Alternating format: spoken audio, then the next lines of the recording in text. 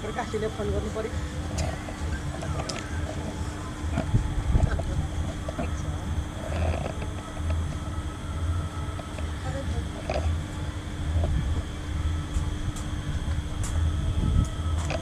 Country भिला नवलपरासी कावसोती गोछेडामा आयोजना गरिने 21, 22, 23 3 दिने कार्यक्रम अन्तर्गत गुन्जन नारी साहित्य स्रष्टाको साहित्यिक अन्तर्क्रिया तथा यात्रामा सहभागी भएका हामी सबै गुन्जनका सदस्य सबै यहाँ छौँ। यो रमाइलो पारिवारिक घटमा अब यस सुनौलो कार्यक्रममा हामीलाई सुनौलो अवसर प्रदान गर्नुहुने प्रकाशजी र किरणजीप्रति म हामी सबै धेरै आभारी छौँ। उहाँहरूले अहिलेदेखि मात्र होइन, यो साहित्यलाई माया गरेर साहित्यकारहरूलाई इज्जत दिएर कार्यक्रम गरेर धेरै भइसक्यो र बिचमा अब त्यस्तै के भएर अलिकति ग्याप भयो होला जस्तो लाग्छ मलाई। जहाँसम्म लाग्छ 25देखि 30 वर्षको बिचमा म कविता के पनि लेख्दैन थिएँ। त्यतिखेर उहाँहरूको आतिथ्यमा मायामा आएर मैले यहाँ आएर एउटा सानो कविता पनि पढाएको थिएँ कार्यक्रममा। त्यो मलाई एकदम याद छ। उहाँहरूको माया प्रेरणाले नै मलाई साहित्यमा अगाडि बढ्न पनि धेरै ऊर्जा दिएको छ र त्यो बेलादेखि उहाँहरूको त्यो अनुहार मैले कहिले पनि भेटघाट त हुन सकेको थिएन, तर कहिले पनि मैले कविता वाचन सुरु हुँदैछ। हाम्रो प्रमुख अतिथि कवि दिदी मन्जु काजुलीबाट कविता वाचनको लागि अनुरोध। मेरो कविताको शीर्षक हो एउटै गल्ती। एउटा ठेस नलागेको भए ठुलो दुर्घटनामा परिसकेको हुने थिएँ। एउटा ठेस नलागेको भए ठुलो दुर्घटनामा परिसकेको हुने थिएँ। सायद एउटा गल्ती नभइदिएको भए म गल्ती नै जिन्दगी बाँचिरहेको। रातको आकाशको चन्द्रमालाई हेरेर धरतीको दिउँसोको घाम भुलिरहेको हुने थिएँ। आफ्नै मुटुमा हराएको मिठो सपना खोज्न परको धुकधुकी खाइरहेको हुने थिएँ। सानो खरेमा नपरेको भए ठुलो बाढीमा बगिसकेको हुने थिएँ। बिरालोको पन्जाले नछोइएको भए बाघको मुखमा परिसकेको हुने थिएँ। सायद म बेस क्याम्पमै नलडेको भए 29,000 फिटको उचाइबाट निकै तल खसिसकेको हुने थिएँ।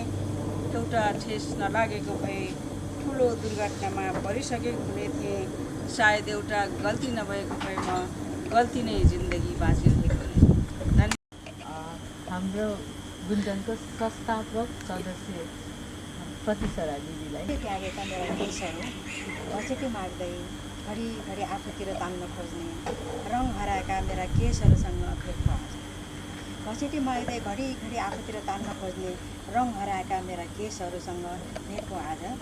जीवनका रङहरूले मुख मोडेछन् क्या, निष्फिक्री उडिरहेछन् उनीहरू मेरा यथार्थका ध्वजाहरू जस्तै मेरो सेती। तर्सेमा आफ्ना अज्ञान यथार्थसित कस्तो मिल्न कठिन ठोस सत्य। कसिए निमिट्यान्न पार्न ती फुस्रा केसहरूलाई मेहन्दीले पोतिदिए।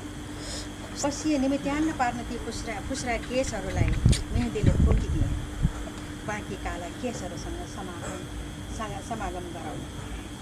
तर ती हठी मेरा फुस्रा केसहरू जहाँ तहीँ मातिएर ठिङ्ग उभिएर मेरा शिरका गल्ली चौबाटाहरूमा मानौ मेरो भैँसोको खिल्ली उडाइरहेछन्। जीवित सत्यको हुर्मत लिन उड्डण्ड हुल्ल्या जिस्काइमा सत्यलाई खोलले ढाक्ने र हुत्याइन्छन् मेरा निरर्थक प्रयासहरू। तर ती हठी मेरा फुस्रा केसहरू जहाँ तहीँ मातिएर ठिङ्ग उभिएर मेरा शिरका गल्ली चौबाटाहरूमा मानव मेरो भैँसोको खिल्ली उडाइरहेछन्। जीवित सत्यको हुर्मत लिन उड्डण्ड हुल्या जिस्काइमा सत्यलाई खोलले ढाक्ने र हुत्याइन्छन् मेरा निरर्थक प्रयासहरू। मैले चपाएका वर्षहरू ती पश्चातहरू सार्वजनिक हो। किन दुश्मनीमा उत्रियो उनीहरू? किन दुश्मनीमा उत्रियो उनीहरू? न चिम्टीको अँगालोमा अटाउन मान्छन्, न मेहदीको काखमै अल्पिन चाहन्छन्। हावाले मस्तीमा जब गीत गाउन थाल्छन्, ती फुस्रा केसहरू बताससँगै कोरस गाउन तम्सिन्छन्। न चिम्टीको अँगालोमा अटाउन मान्छन्, न मेहदीको काखमै अल्पिन चाहन्छन्। हावाले मस्तीमा जब गीत गाउन थाल्छन्, ती फुस्रा केसहरू बताससँगै कोरस गाउन तम्सिन्छन्। मैले कोरेर आएका समयका बखान गर्छन् यिनीहरू। मैले कोरेर आएका समयको बखान बग्छन् यिनीहरू। ऐनालाई पत्यार गराउन ओखीले फाल्न तम्सिएन। ऐनालाई पत्यार गराउन ओखीले फाल्न तम्सिए म। एकबाट अनेक भए उम्रिने रक्तबीजहरू हुन् यिनीहरू। जति रङ्गाए पनि सुस्तारी बाहिरिन्छ मेरा प्रयत्नबाट चिप्लिएर। जति रङ्गाए पनि सुस्तारी बाहिरिन्छ मेरा प्रयत्नबाट चिप्लिएर तिनीहरू नुहाएको छ। वैश्यको एउटा सीमा रेखा अनित्यको कोसी ढुङ्गाको सङ्केत हो त्यो। वैश्यको एउटा निश्चित सीमा रेखा अनित्यको कोसी ढुङ्गाको सङ्केत हो त्यो। जो म बुझ्छु दिनहुँ चिप्लिँदै गएको चुहिँदै बगेको जीवनको थितो सत्य जो म भोग्छु।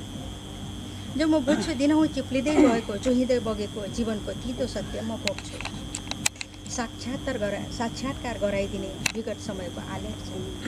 साक्षात्कार गराइदिने विगत समयको आलेख छैन। मेरो समय सत्यको अगाडि शिर नुहेँ मैले। मेरो समय सत्यको अगाडि शिर नुहेँ मैले। मेरा वैश्यका प्रमाणपत्र कोर्ने कोसे ढुङ्गाहरूलाई। मेरा वैश्यका प्रमाणपत्र कोर्ने कोसे ढुङ्गाहरूलाई मलाई मेरो समय सत्य बुझाउने यथार्थ चेतलाई। इल्या दिदीलाई जसमा कुनै इन्द्रेणी उदाएको छैन। मनको क्यानभासमा इन्द्रेणी रङ पोतिएको छैन। तिमी नभएको समय उदास भएर टक्क रोकिएको छ। तिमी बिनाको समय निराश भएर मनमा गढेको छ। मानव समय मूर्ति हो जसमा रूप रङ आकार प्रकाश सबै छ, त्यसमा मात्र प्राण छैन। तिमी बिनाको निर्जीव समय मसँग यसै गरी टाँसिएको छ। त्यसलाई न त म पन्छाउन नै सक्छु, न त त्यसबाट तिमी हुनको न्यानो पाउन नै सक्छु। सायद तिमी सँगसँगै आउने बानी परेर होला। आजकल त म एक्लै देखेर खुसीले पनि मलाई व्यवस्था गर्न थालेको छ। कति प्रयत्न गर्छु तर ऊ म नजिक आउन छाडेको छ। फगत तिमी हुनु र नहुनुमा कति फरक। तिमी हुँदाको जीवन्त जीवन अब उजाड र उदास बनेको छ। भन्न सक्दिनँ तिमी नहुँदाको जीवनमा मेरो कुनै गुनासो छैन गुनासो। तिमी बिनाको जीवन तर कुनै कोणबाट पनि जीवन जस्तो छैन। जीवन जस्तो पनि त छैन। पुनम हमाललाई अनुरोध गर्छु। सिद्धिचरण कविता सङ्ग्रहको कविता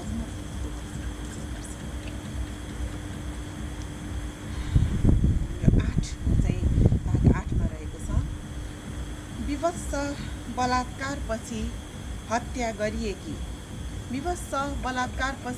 हत्या गरिएकी एउटी आइमाईको मातृ स्नेहबाट वञ्चित सिद्धिचरण। घाँसमा लटपटिएर मातृ स्नेह खोज्छ। खरायोसँग टाँसिन्छ र मातृ स्नेह खोज्छ। पुस्तकसँग टाँसिन्छ र मातृ स्नेह खोज्छ। गिटारमा सल्बलाउँछ। अनुभूतिले नुहाउँछ। चर्को घामले नुहाउँछ। रुखको छायाले नुहाउँछ।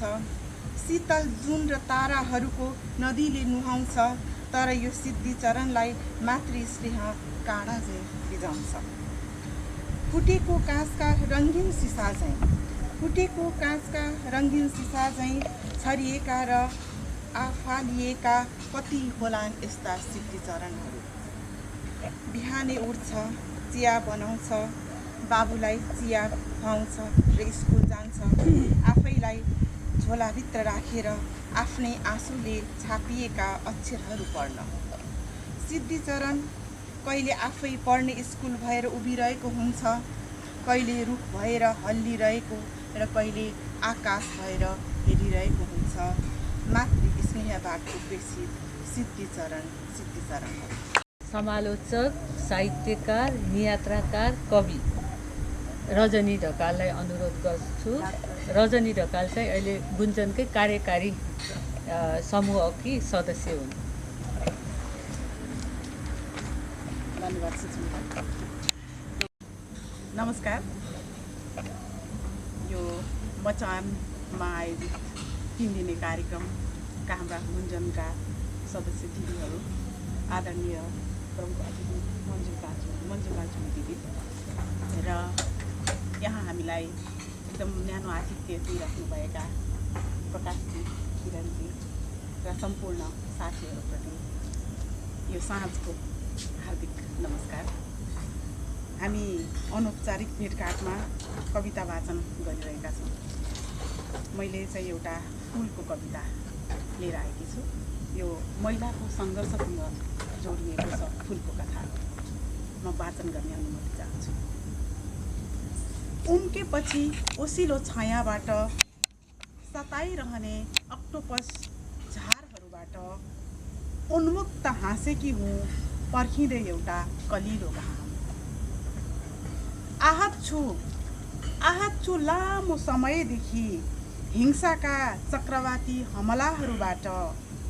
गभारोले मूल जरै काटेपछि पलाएकी हुँ अस्तित्वको नयाँ जरा। पटक पटक पहिलिएका पात जोगाउँदै चोटले भाँचिएका काण्डमा आफ्नै साहसको मलम लगाउँदै पुनः बौरिएकी हुँ यो जङ्गली भूगोलमा। पृथक उभिएको परिचयमा नदेखेर सुकसुकाउँदो हरित पत्रदल, नबोलेर विभेदमा बाँचेको इतिहास। पितृसत्ताका आँखाहरूले सुन्दरताको एकाङ्गी अर्थमा सीमित हुँदै दर्फराउँदो शरीर र गाँठा परेका हाँगाहरू लगाउन सक्छन् अनेकाहरू। वास्ता छैन मलाई कसैको उपेक्षा अनि प्रशंसामा पनि। मात्र गौरव छ मेरै बचाइसँग सङ्घर्षले भरिएका सङ्घातहरूसँग, स्नेहिल समयका हातसँग, जसले सिकाए एउटा पहिचानको पाठ। सगरबाट पग्लेको अहम हरदम रुझाइरहन्छ र पखालिरहन्छ जराले भेटेको माटोको ममता। घाम र जुनको रङ बोकेका झरीका जलकणलाई स्वीकार्दै उपहारमा अनि आफ्नै गर्वको सौन्दर्य पोतेर मुहारमा फक्रिदिन्छु परिवेशभरि। बाँच्नुको गौरव बाँच्नेलाई मात्र थाहा हुन्छ। विशेषाधिकार पाएकाहरूमा सहानुभूति छर्दै फेरि हाँसिरहेछु आज। उम्केपछि ओसिलो छायाबाट सताइरहने अक्टोपस झारहरूबाट उन्मुक्त हाँसेकी हुँ फुलाउँदै समयको नयाँ इतिहास। धन्यवाद। किरण श्रेष्ठजी चाहिँ वरिष्ठ कवि, युग कवि सिद्धिचरण श्रेष्ठको कान्छी छोरी हुनुहुन्छ उहाँ। अनि उहाँले केही पनि नबोले पनि उहाँ एउटा सुन्दर कविता जस्तै लागिरहनु भएको छ आज। त्यही नै विशेष, त्यसै त्यो नै विशेष अर्थ छ जस्तो लाग्छ मलाई। अब म हाम्रो प्रकाश श्रेष्ठलाई कविता वाचन गर्न अनुरोध गर्छु।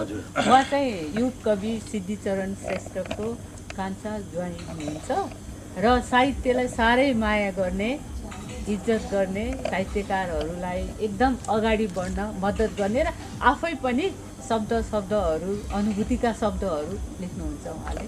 अब कविताभन्दा अलिकति म केही भन्न चाहन्छु। सबभन्दा पहिले जुन गुन्जन परिवार यहाँ आइदिनु भयो, जुन विशेष गरेर मेरो आदरणीय भाउजूहरूको इनिसिएटिभ आउनुभयो, त्यसको लागि म धेरै धन्यवाद दिन चाहन्छु यहाँहरू सबैलाई। किनभने यो किसिमको माहौल यो पहिलोचोटि भएको छ यो ठाउँमा। एउटा हाम्रो पुरानो मचानमा 2 चोटि हामीले कार्यक्रम गरेका थियौँ। एउटा त्यो कार्यक्रमपछि मैले एउटा अर्कै खालको एउटा ऊर्जा, अर्को एउटा भाइब्स मैले महसुस गरेको थिएँ त्यहाँ पनि। अहिले पनि मलाई त्यस्तै ऊर्जा एउटा एउटा असाध्यै राम्रो भाइबको फिलिङ मलाई भइरहेको छ र मेरो जीवनमा म त कवि त होइन म, तर मेरो भावना कहिले कहिले लेख्छु, खासै लेख्दिनँ म, तर कहिले कहिले यस्तै परेको बखतमा केही 3-4वटा कविता मैले पनि लेखेको छु। तर यसलाई कविता भन्नुहुन्छ अथवा मेरो एउटा भावनाको उद्गार भन्नुहुन्छ, यो म यहाँहरूलाई नै छोड्छु यो कुरामा। मेरो जीवनमा दुईटा व्यक्तिले अत्यन्तै कवि र कवितामा चाहिँ दुईटा व्यक्तिले अत्यन्त ठुलो प्रभाव पारेको छ मेरो परिवारको। र जस्तो कि सबभन्दा पहिले त मेरो ससुरा श्री सिद्धिचरण श्रेष्ठज्यूले 10 क्लासको कविता मेरो प्यारो ओखलडुङ्गा चाहिँ जुन मैले पढ्नु पर्थ्यो र त्यसको क्रिटिकल एनालिसिस मैले गरेको थिएँ, अझै पनि मलाई याद छ। र अर्को हुनुहुन्छ मेरो आदरणीय दाइ द्वारिका श्रेष्ठ। म जब ग्रो अप भइरहेको थिएँ अथवा म स्कुलबाट कलेज भएको बखतमा मलाई अझ पनि याद छ कि उहाँको कविता शीतको थोपा भन्ने कविता मैले धेरैचोटि पढ्थेँ, तर मलाई त्यो कविताको विषय कुनै बुझेको पनि थिइनँ मैले। तर त्यो कविता पढ्दाखेरि मलाई असाध्यै रमाइलो लाग्थ्यो, हरेक शब्दहरू। त्यो दुईजना व्यक्तिले मलाई असाध्यै प्रभाव पार्यो, तर म कहिले पनि राम्रो कवि र कवि चाहिँ हुन सकिनँ मैले, अनफर्चुनेटली। त्यसै सिलसिलामा म अलिकति केही कलेजमा चियाकपभित्र थिग्रिएको चियापत्ती चाहिँ शुक्रबारे जाँड रक्सीको ह्याङओभर शनिचरबार चाहिँ फगत रित्तो व्यक्ति र अभिशापभित्र बाँचेको म एउटा प्रकाश रहित। जन्मनु मेरो भूल थिएन, जसरी म थिग्रिएको थिएँ हजारौँ कर्णसहित फिल्टर पेपरबाट पनि, अथवा म छानिएकै थिइनँ, पिएको मात्र थिएँ, तिर्खा लागेको छु। जन्मनु मेरो भूल थिएन, जसरी म थिग्रिएको थिएँ हजारौँ कर्णसहित फिल्टर पेपरबाट पनि, अथवा म छानिएकै थिइनँ, पिएको मात्र थिएँ, तिर्खा लागेको छु। कोची र कर्णालीको अषाढी भेल सँगसँगै बाँचेको म एउटा अर्को प्रकाश रहेछ। वैशाखे बटास जस्तो, आषाढे झरी जस्तो, मङ्सिरे कुहिरो जस्तो, 16 वर्षीय कुमारीको बलात्कार जस्तो सोची म एउटा अर्को प्रकाश रहेछ। चाहिँ हाम्रो गुन्जनकै आजीवन सदस्य हुनुहुन्छ। उहाँ उपन्यासकारको रूपमा र मैले निबन्धकारको रूपमा मैले चिनेकी हुँ र उहाँको फिलिङ्गो उपन्यास अहिले एकदम चर्चाको विषय भएको छ, एकदम राम्रो पनि लेख्नु भएको छ। उहाँले अब उहाँलाई कविता वाचनको लागि अनुरोध गर्छु। नमस्कार, हार्दिक धन्यवाद। मचानको यो माहौलमा आउने मौका मिल्यो, यसका लागि गुन्जन परिवार र किरण म्याम र प्रकाश सरप्रति म एकदम आभार प्रकट गर्दछु। यहाँ एकदमै राम्रो कविताहरू सुनियो र मैले पनि एउटा कविता सुनाउँछु, तर मेरो यो कविता अलिकति सुखद माहौलमा यो अलिकति दुःखद खालको छ है। अब एउटा सत्य घटना एउटा देखेपछि, पत्रिकामा देखेपछि मलाई त्यसले कस्तो प्रभाव पार्यो भन्ने विषयमा मैले यो लेखेकी छु। यो एकपटक यो दैलेख नियामलकी सुकी बडवालले आफूसँग 4 सन्तान लिएर कर्णालीमा बगाएको कहाली लाग्दो समाचार 2077 फागुन 28 गते कान्तिपुरमा छापिएको थियो यो समाचार। अनि छापिएपछि मलाई एकदम म त उसबाट एकदमै भावुक भएँ र मलाई एउटा कविता त्यहाँ लेख्न मन लाग्यो र त्यो कविता म यहाँहरू सामु सुनाउने अनुमति चाहन्छु। कविताको शीर्षक छ कर्णालीमा हेरिनु अघि। भन्नलाई म एउटा सिङ्गै वृक्ष हुँ, तर न मेरो टेक्ने डाली भयो, न समाउने हाँगो। भोक लाग्दा एक पेट खान होइन, खुवाउन पाइन मेरा बचेराहरूलाई। अभावको बिलौनाले मुटु कोपर्दा, निराशाका बादलहरूले छाती चितोर्दा, नरोसुकी राम्रो हुनेछ एक दिन भनेर सम्झाउने कुनै मायालु साथ कहिल्यै पाइन मैले। निद्रा लाग्दा ओतिने न्यानो गुड निर्ममतापूर्वक भत्किरह्यो, कहिले आफ्नै घरको हुरीले, कहिले समाज नामको चट्याङले। उपेक्षाको डढेलोले बार जलाए मलाई, घर माइती छिमेकी समाज नामका अनेक विशेषणहरूले। आधार दिने आफ्नै मान्छे बैरी भएपछि घरै तेरो आफ्नो हो जा उतै सङ्घर्ष गर भनेर माइती तर्किएपछि यता र उता र यता गर्दा गर्दै अपमानका जहरहरू शरीरभरि फैलियो। हाँस्नै सकिन स्वार्थी समाजका कुटिल मुस्कानहरूसँग, बाँच्नै सकिन सन्तान मात्र भन्दै आदर्शको भोको पेटमा पटुकी कसेर। बरु सन्तानकै पीरले भारी भयो जिन्दगीको पल्ला।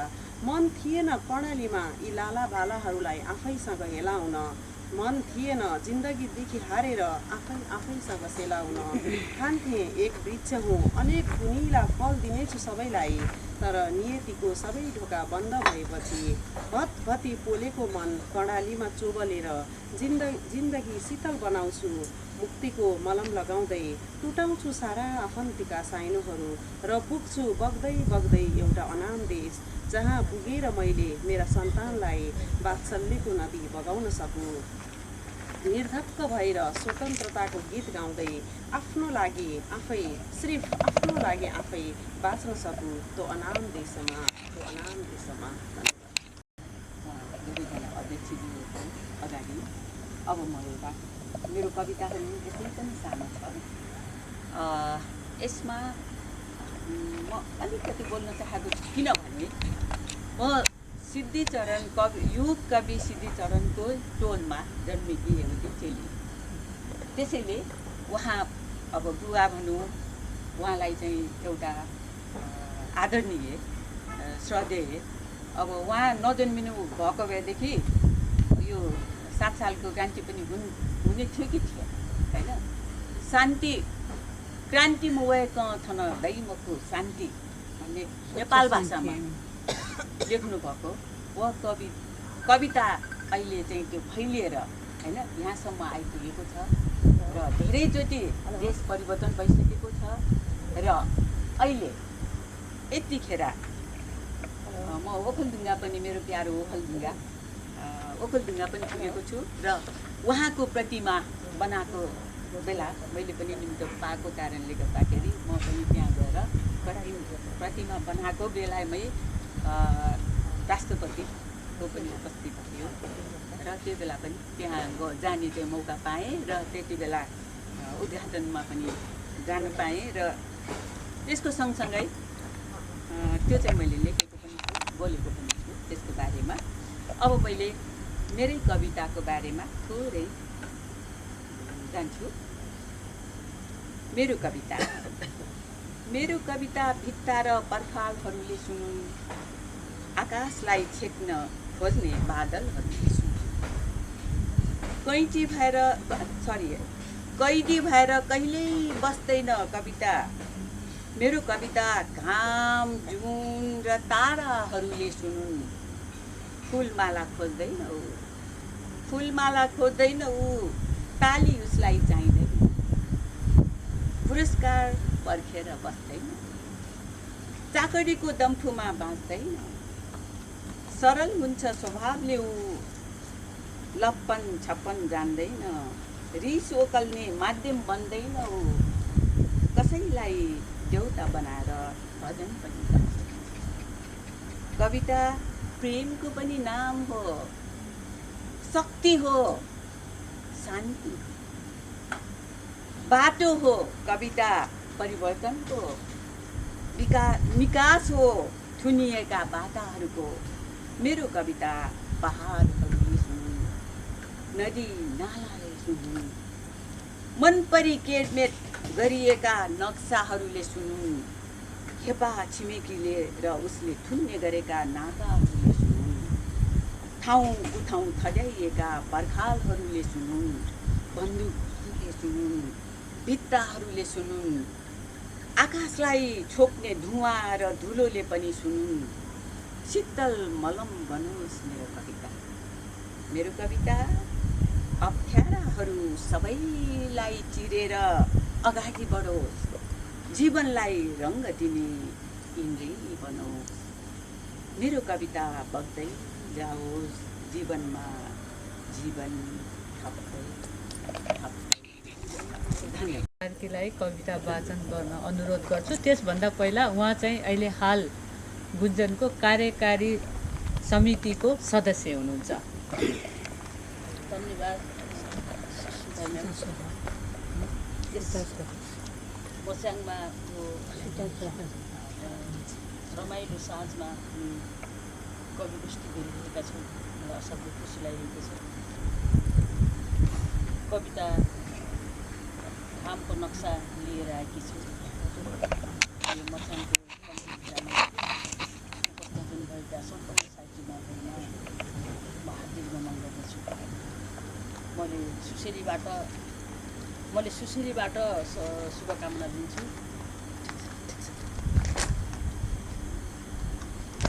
सद्भावना उपस्थिति जनलाई शुभकामना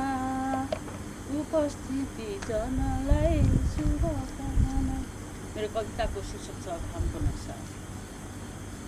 मेरो चिसो बिहारीले खोजिरहेछ कलिला घामका पाठशाला, जहाँ मैले सधैँ हिउँदको चिसो सिरेटो सुगाउँथे। सयपत्री फुलको आँगनमा घामको बिस्कुलसँगै अझ एक फुल पालिला घामहरू आमाको पटुकीमा लुकेर बस्थे मेरो लागि। जाडोले कम्पित मेरा ओठहरू, कठङ्ग्रिएका हातहरू सुमसुमाइरहन्थे। त्यसैले घामको नक्सा कोरेर आमाको पटुकीभित्र लुकाउँदैछु। 10 गजा पारीको क्षितिजबाट म भित्र वसन्तका नवपालुवाहरू प्रगाट हुँदैछन्। सृष्टिका अलौकिक ज्योतिहरू बल्दैछन्। यति बेला मेरो मनभित्र फुलेका छन् वैशालु विरासहरू, उत्तेजित इन्द्रेणी रङहरू, अनगिन्ती प्रेमी सपनाहरू। तर विडम्बना यो खबरले म हिँडिरहने घामको पाठशाला सुनियोजित बन्द गरिएछ। वसन्तको नव पालुवा कुल्चँदै मलाई एकाएक अपहरण गरिँदैछ। मैले कोरेको घामको नक्सा च्यातेर अनायास जम्बको बाइपङ्खी घोडा चढेर म माथिको खुला आकाश च्यातियो। मलाई जबरजस्ती थुनिएर अँध्यारोमा म भित्रका घामको अस्तित्व मेटिदिएछ। अलिखित आगोका लड्काहरूले मैले कोरेको घामको नक्सा एक निमेषमै डढेछ। म चिच्चाइरहेछु।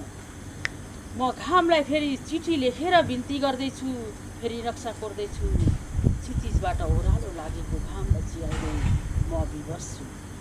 जुनेली रातसँग अलिकति हाँस्नलाई, लाटो कोसेरोसँग निसङ्कोच जिस्कनलाई कठै फेरि आइदिन्छन् मेरो सामु। बेसरम सुमावी हावाहरू छम्टिन्छन्, दुम्सीहरू चिथोरेर लुटेर पलभरमै रक्तमै पार्दछन् मेरा वैशाली मनहरू। गुलाबी ओठका लालित्यहरू ए निष्ठुर समय। मेरो अस्तित्वको आयतन घटेको छ। प्रश्न छ तँलाई, मेरो बाह्र दाइलाई भाइलाई किन बेखबर छौ तिमीहरूदेखि? म पलभित्र पुष्पविद भइरहेको बेला घरिघरि घामको नक्सा सम्झन्छु। बिचरी म सिमानाको जङ्गे पिलर जस्तै मेरो जाडोले काँपेको शरीर ठिङ्ग उभिएर हेर्छु। काला पानी र सुस्ता बनेर दुख्छ छाती। फेरि बाहिर गस्तीमा बसेको घामको उज्यालो उत्तेजित भएर मलाई पर्ल्याप्तमा अँध्यारो हाल्छ। धेरै दिनपछि आज एक्कासी घामले देखेछ मेरो हातमा धमिराले खाएका पुराणका कथाहरू। एक घाम म कालो पर्दा देख्छु। अब च्यातिदिन्छु ती पर्दाहरू। तिम्रो कम्मरमा पटुकी बाँधिदिएकी छु।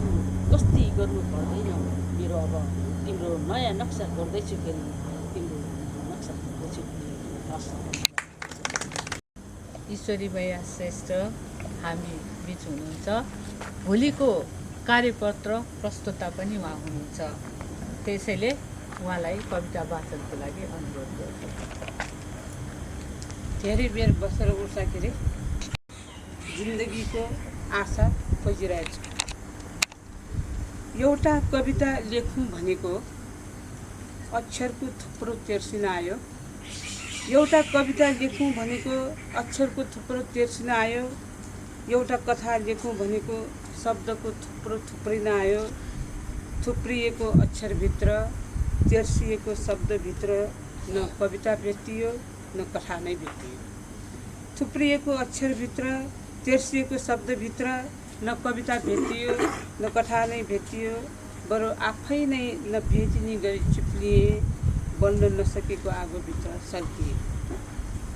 भाव नभएको अक्षरको थुप्रो, विचार नभएको शब्दको थुप्रो, जवाफ नभएको प्रश्न झैँ। भाव नभएको अक्षरको थुप्रो, विचार नभएको शब्दको थुप्रो, जवाफ नभएको प्रश्न झैँ। र्याङठ्याङ नमिलेको जीवन यो अर्थविहीन वाक्य भएर बाँचुन्जेल पनि जीवनको आशा हराइरहेछु। बाँचुन्जेल नै जीवनको आशा खोजिरहेछु। त्यसपछि यो अलि निराशापछि भाषाको सशक्त कवि हुनुहुन्छ, उहाँलाई पनि आफ्नो कविता वाचनको लागि अनुरोध गरेँ। मैले एउटा कथा ल्याएको छु। गाउँको एउटा एसएलसी पास गरेको बच्चा काठमाडौँ आउन खोज्छ र उसको साथीभाइहरू काठमाडौँ आएको देखेर ऊ चाहिँ एक्कासी आमा कहाँ आएर आमा किन बाबु, आमा मेरो साथीहरू त सबै काठमाडौँ पढ्न गयो नि, त्यसैले म पनि पढ्न जान्छु क्या। अनि आमा चाहिँ छक्क पऱ्यो, लो के भन्छ यो, म एक्लै अनि के गर्ने त, होइन तपाईँ एक्लै भए पनि म मामासँग कुरा गर्छु नि, केही गरेर मामाले तपाईँलाई हेरेन भने म पढ्न जान्न, यहीँ गाउँमै पढ्छु। अनि मामा चाहिँसँग सोध्छ, ए पढ्न जानला हुन्छ नि, म हेरिहाल्छु नि भन्ने कुरा भयो। ऊ चाहिँ काठमाडौँ आयो, आएर कलेज पढ्न हुने सिलसिलामा काठमाडौँ आइपुग्यो। आइपुग्नासाथ काठमाडौँको झिलिमिली देखेपछि ऊ त एकदमै छक्क परेर त्यत्तिकै एउटा गेस्ट हाउसमा बस्यो र भोलिपल्ट घुम्दै ऊ चाहिँ असन हुँदै, असनबाट न्यु रोड हुँदै महाबौद्ध पुगेपछि त्यहाँ चाहिँ भरियाहरूले एकदमै पैसा कमाइरहेको, तुरन्त काम पाउने, तुरन्त पैसा पनि पाउने। उसको मनमा के लाग्यो, क्या अरे हे 2-4 दिन कलेज भर्ना हुन ढिला भएर के भएर म पनि पैसा कमाउँछु भन्ने मनमा उसलाई लाग्यो र आफूले लाएको लुगा चाहिँ उसले भरिया जस्तो देखिने गरेर च्यातेर उसले काम गर्न थाल्यो। नभन्दै एउटा नाम्लो र आफ्नो लाएको लुगा च्यातेर बसिरहँदा एउटा बुढी आमा आएर, ए बाबु यो सिलिन्डर मेरो घरमा पुऱ्याइदेऊ न, ल भनेपछि ऊ चाहिँ दङ्ग पऱ्यो। हुन्छ नि आमा भनेर चाहिँ सिलिन्डर घरमा पुऱ्याउनु गयो र दिनभरिमा उसले 400-500 कमाएपछि भोलिपल्ट पनि उसलाई त बानी लागेछ र गेस्ट हाउसमा नगइकन त्यही महाबौद्धमै एउटा कोठा लिएर नाम्लो रोड गएको उसले काम गर्न थाल्यो र आमा चाहिँको फोन आयो, ए बाबु तिमी कलेज भर्ना भयौ त? ऊ त अकमकिएर केही भन्न सकेन।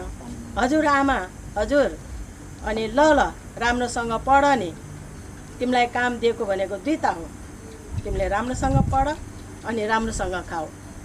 ऊ चाहिँ हजुर आमा हजुर हजुर मात्रै भन्छ, किनभने ऊ त कलेज भर्ना हुन सकेको थिएन।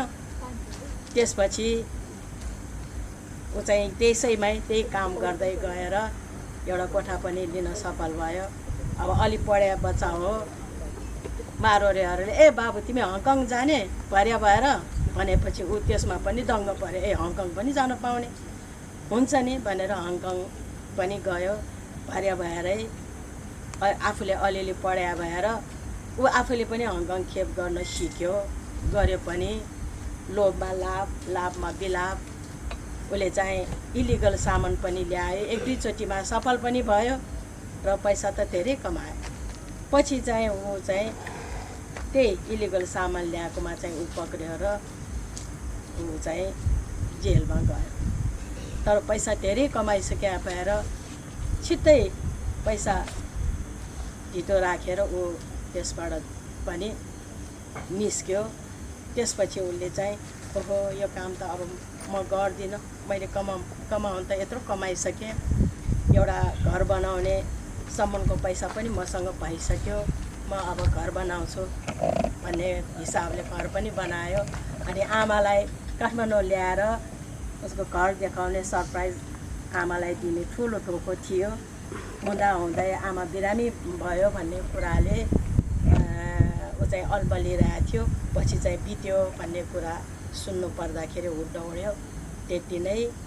अनि त्यसपछि चाहिँ उसले मामा चाहिँलाई भन्यो, मामा यस्तो यस्तो भयो भने आफ्नो भएको कुरा चाहिँ उसले राख्यो र घर पनि बनाए। तर त्यो जुन उसको भरिया लुगा चाहिँ त्यही घरपति आमा म छौन्जेल यो कोठा चाहिँ मैले नछोड्ने, यो कोठामा यो नाम्लो र यो ढोको चाहिँ मैले यही कोठामा राख्ने, सधैँ मैले बाल तिर्ने, म चाहिँ कोठा नछोड्ने, तर म यहाँबाट जान्छु भनेर गयो पनि।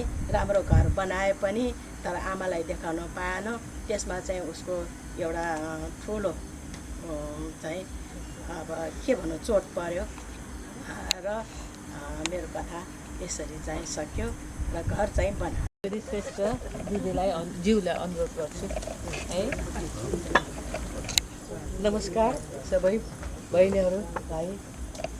विशेष चाहिँ नि यो मचान कन्ट्री भिल्ला होइन, कन्ट्री भिल्ला र नाम चाहिँ नि म चाहिँ नि हाम्रो मेरो अलिकति यसो रिक्वेस्टले आग्रहले अलिकति मात्रै बाबु मलाई चाहिँ नि मेरो गुन्जनको साथीहरूले बोलाएर तपाईँको रिजल्टमा सानो कार्यक्रम गर्नु मन लाग्छ भन्दाखेरि उहाँ त एकदम खुसी भएर सहर्ष स्वीकार गर्नुभयो।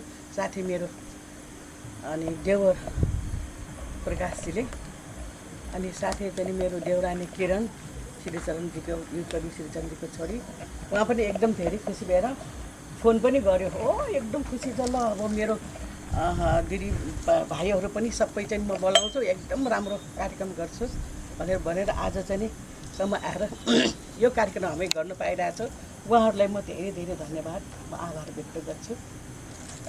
अनि मेरो साथीहरू पनि अब मेरो एक रिक्वेस्टले पनि सबैजना आइदिनु भयो के एकदम खुसी भए। कोही चाहिँ साथीहरूले चाहिँ आउनु इच्छा हुँदा उनले पनि के परेर आउनु पनि सक्नु भएन।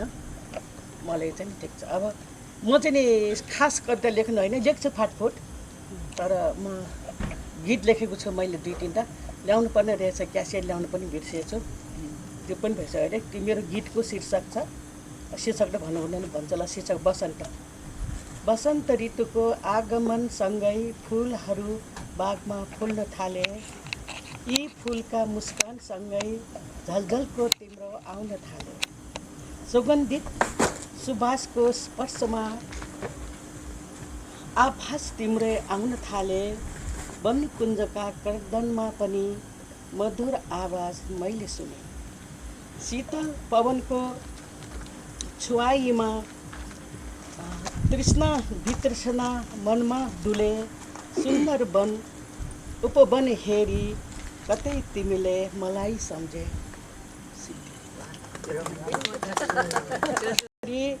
रङ्गीन सपना उडी गयो, झरझर झरझर झर्नासरी नयनको नीर बगिरह्यो, खुसीका तरङ्गहरू बादल जस्तै उडी गयो, प्रेम वर्षा पर्खिएर चाहना सबै बाँझो भयो, मिलनको आशमा जीवन नै रित्तो भयो, प्रेमिल जुन हराएर मेरो आकाश शून्य भयो।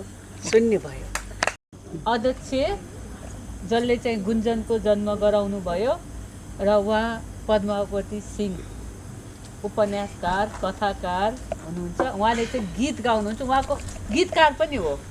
अब त गायिका भन्दा पनि फरक पर्दैन। म बसेर भन्दा हुन्छ?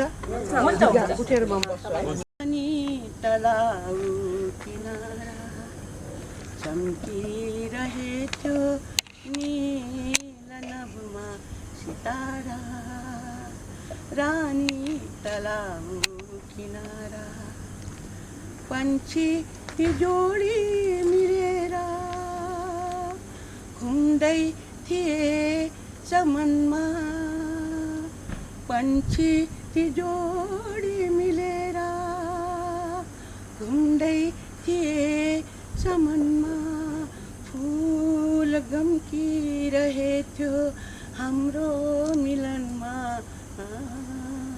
रानी तलाउ किनारा चम्किरहेथ्यो नील नभमा सितारा रानी तलाउ किनारा त्यो दिन कस्तो खुसीको होला जब दुई आत्मा जब एक होला त्यो दिन कस्तो खुसीको होला दुई आत्मा जब एक होला हाँसी खुसीले पिता गरौँला जब चरीले गीत सुनाउला रानी तलाउ किनारा चम्किरहेथ्यो नील नभमा सितारा रानी तलाउ किनारा। सिद्धिचरणहरूको 29औं कविता 29। म सुस्मिता नेपाल, अहिले म गुन्जनको महासचिव छु र संस्थापक सदस्य पनि हुँ म। अब सिद्धिचरणहरूको 29औं कविता। बाबुसँग कुनै कविता छ? बाबुसँग कुनै कविता छ? अनायास सोद्धछन् सिद्धिचरण आफ्नो छोरा जस्तो कविलाई। सानो सिद्धिचरण अकमकाउँछ। नमस्ते। सानो सिद्धिचरण अलि सतर्क भएर भन्छ, बाटो सरक्क अलि पर सर्छ। ठुलो सिद्धिचरण सानो सिद्धिचरणको हृदय नजिकै सर्छन्। आकाश र रुखहरू तिनीहरूका कुरा सुन्छन्। मसँग कविता छ, सानो सिद्धिचरण रमाएर भन्छ। कविता सुन्दा फलामको बार हुन्छन् सिद्धिचरण। सडकका पेटी हुन्छन्। ठिङ्ग उभिएका दुईटा आँखा र दुईवटा कान हुन्छन्। चुस्स परेको नाक हुन्छन्।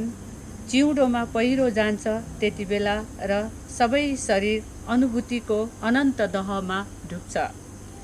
त्यति बेला नै चरा उड्छ आकाशमा, बतास चल्छ, अलिकति धुलो उड्छ धरतीबाट। सानो सिद्धिचरण आकाशलाई तल तान्छ र माथि फ्याँकिदिन्छ। सिद्धिचरण हेरेको हेरै हुन्छन्, हेरेको हेरै भन्छन्। बाबुले आकाशलाई माथि फ्याँकिदिएको? आकाश त मन पनि हो, बाबुले मनलाई पनि माथि फ्याँकिदिएको। सिद्धिचरण आफ्नो मनलाई छातीमा समातेर, बलियो गरी समातेर चुपचाप अगाडि बढ्छन्। मानौ उनका पाइलाका प्रत्येक डोबहरूले भनिरहन्छन्, दुनियाँमा म आफ्नो मनसँग बाँच्न चाहन्छु। आफ्नो मनलाई छातीमा राखेर म मान्छेहरूसँग बाँच्न चाहन्छु। सानो सिद्धिचरण सबैतिर ठुलो सिद्धिचरणको बिम्ब देख्छ, आकृति देख्छ। मानौ सबै कुरा ठुला सिद्धिचरण मात्र हुन्। सानो सिद्धिचरण भने त कहीँ कतै केही पनि छैन। सिद्धिचरण बिस्तारै उडेर आकाशमा जान्छन्। सानो सिद्धिचरणका पाइलाका एक जोडी डामहरूलाई ठुलो ठुलो हेर्छ। त्यसैमा आफ्ना पाइलाहरू टक्क राख्छ। पृथ्वी प्रिय लाग्छ उसलाई। मानिसहरू पनि प्रिय लाग्छन्। मानिसहरू पनि प्रिय लाग्छन्। छ भने मेरो जीवनको रोशनी देऊ। मैले मागिरहेको छु समयलाई। पुलकित खुसी दिएर ए शारदी आवा, मलाई एउटा जीवनको रोशनी देऊ। ए शारदी पवन, मलाई मेरा सपनाहरूको स्पर्श गरेर जानु।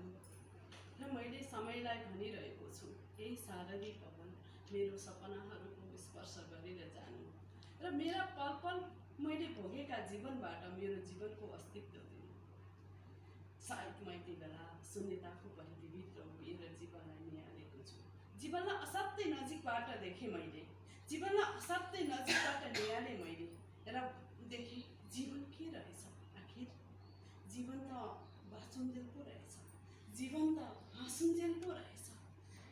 सकिएपछि त जीवनको अस्तित्व आफैमा विलय हुँदो रहेछ। त्यसैले मैले यति बेला समयसँग मागिरहेको छु, ए समय सक्छौ भने मलाई त्यो मैले नपाएको जीवन मलाई बाँच्न देऊ, जीवन जस्तै जिन्दगी जस्तै म फेरि बाँच्न चाहन्छु, म फेरि बाँच्न चाहन्छु। धन्यवाद।